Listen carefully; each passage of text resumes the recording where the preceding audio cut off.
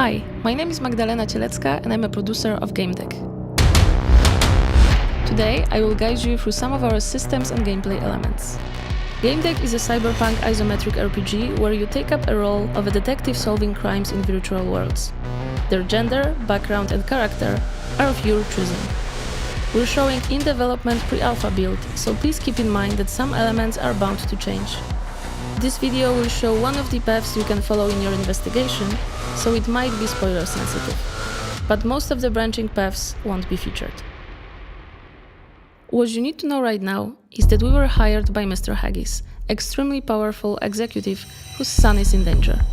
In Gamedec universe, people are spending most of their time in various virtual worlds that they access through specific suits and helmets. Haggis' son somehow got stuck in one of those worlds. Something is happening to him inside the game. Since we cannot lock him out without risking his life, we need to find another way to save him. The obvious choice seems to be interrogating his friend Timmy, the only possible witness. Interrogation is an in-game mechanic that allows us to monitor other people's attitude towards us, and by balancing that, get them to reveal everything they might know. We know that Timmy doesn't like to be pressured with questions, and he hates when someone ignores what he has to say. So let's give Timmy some breathing room and focus more on his friend Fredo Haggis. Hopefully this will make him trust us more.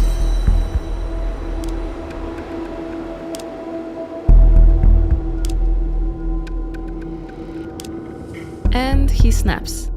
So now we know that the boys didn't play in the virtualium they were supposed to. They went for Twisted and Perverted, which is as bad as it sounds. We can now use the deduction system. It allows us to look through all the info we've gathered, which unlocks different possible deductions. And then, choose one that seems most probable for us. Since I skipped most of the interactions in the office, we don't have much context, but what we know right now leads us to the Twisted and Perverted world, which will be our next step. Here we are in Twisted and Perverted, which is about sex, killing, and everlasting night. The fact that Fredo decided to come here doesn't really bode well. This is an exclusively adult game, and even though everyone is consenting to everything, it can get pretty intense. We don't really know where Fredo might be, so let's just chat up to this dangerously looking stranger and get some info. This is Umbra, and as you can probably see, she is taking the whole being in character thing very seriously. And what she has planned for us seems shady as hell, but what's the worst that could happen? Twisted and Perverted has safety measures that should respawn us after death. The main goal of this interaction is to get Umbra as interested in us as humanly possible. Since she likes tough guys who talk big, this is probably the best approach to get her interested.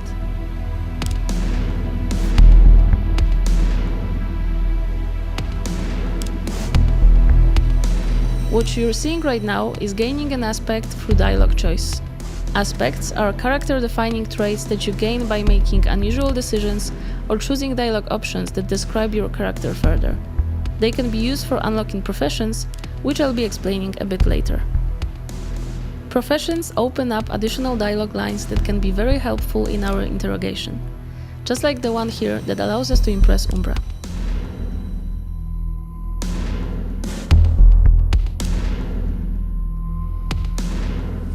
We got her talking, and maybe now we'll get some info about Fredo's whereabouts. Seems he's somewhere inside the old theater.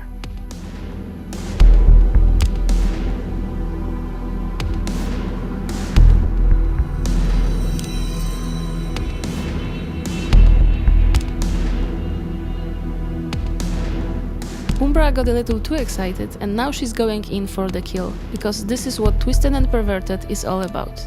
Of course, we can allow her to do that, since losing points in this game doesn't really bother us. But we can also try and break her streak since we're at it. Umbra took her chance and failed, but we are still in fight to the death with her. And although I don't care about points in Twisted and Perverted and I'm not really into her game, I won't give her the satisfaction. We now know where Fredo is, so it is a great time to leave this alley.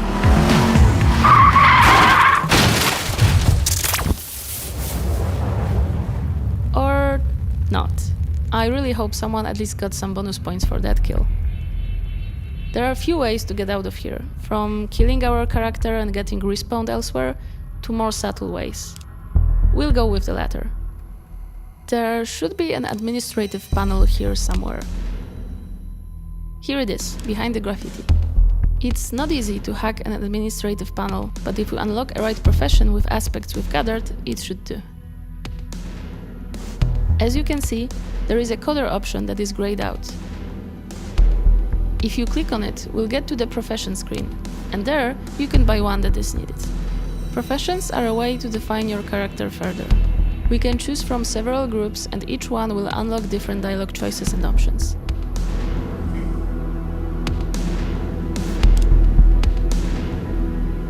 Just like that, we can now despawn the car and get out of the alley.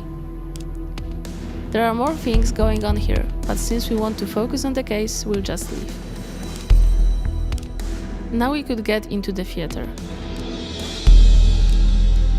This definitely doesn't look good, and Fredo seems to be more of a disturbed teenage pervert than anything else.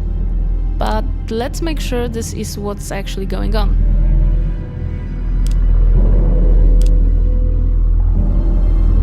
It seems that the perpetrator is the guy here, Jester, who has some kind of problem with Haggis and what he's been up to.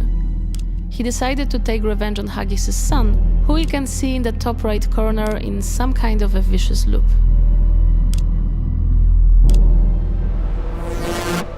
Okay, so something definitely strange is happening in this theater. We've been teleported to the entrance and Jester is gone. So let's chat up to this patron and get to know what's going on. The dialogue with the guy seems really strange, and after a few loops we still cannot control our character or change the flow of the dialogue. It seems Jester had an ace up his sleeve and managed to trap us in a loop, like he did with Fredo.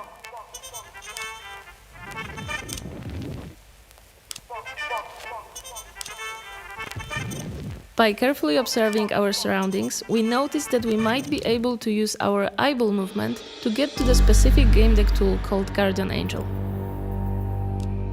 Thanks to it, we will be able to use administrative mode to see what is actually happening here. By analyzing objects in the theater, we are gathering info for our deductions.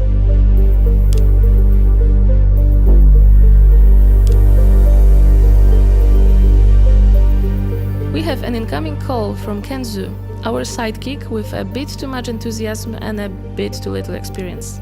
Ken will try to find a way to get us out, but we won't be standing here and waiting for a savior. Let's look for some solutions by ourselves. After analyzing the area, we've managed to get some info about what is going on with the loop. As for the final deduction, we will need to make a choice. What you should remember is that usually you won't be able to unlock each and every information. It really depends on the way we will be playing the case. If we play as a ruthless mercenary, overloading the woman and just getting the kid out of here is the way to go. We could decide to ignore our employer and just overload his son because, well, look what the hell he is doing here.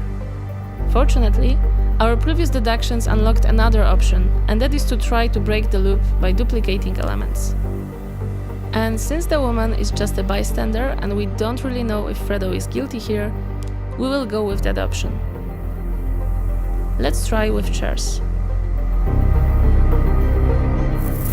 And finally, the loop is broken. Let's get Fredo out of there and go home. Or not, since Jester is one step ahead of us. By now you probably forgot about Ken, but surprisingly, he managed to come up with a plan. I'll probably regret that, but let's trust him.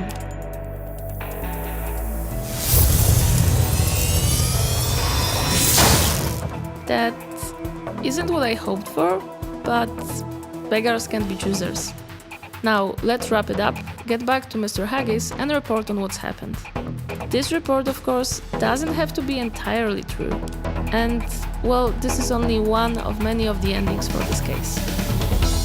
You'll have the options to make different decisions and see different outcomes. Whatever type of a detective you want to be, it is entirely up to you. Thanks for watching, and remember, this is still a work in progress, so stay tuned for future updates. Take care!